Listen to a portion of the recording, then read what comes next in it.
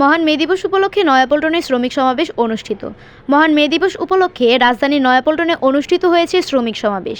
বিএনপির কেন্দ্রীয় কার্যালয়ের সামনে এই সমাবেশের আয়োজন করে বাংলাদেশ জাতীয়তাবাদী শ্রমিক দল।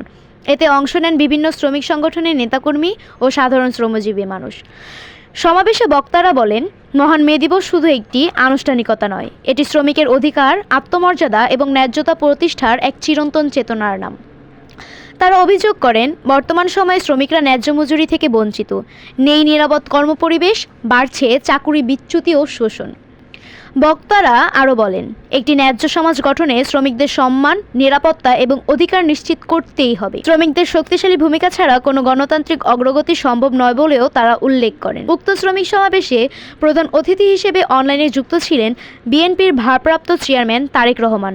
বলেন, বিএনপি শ্রমজীবী ও সাধারণ মানুষের দল।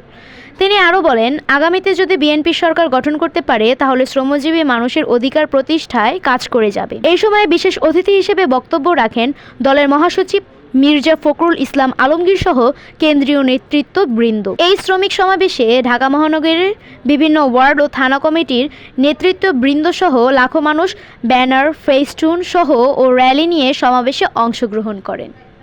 বৃষ্টি মৃধা, এশিয়ান খবর।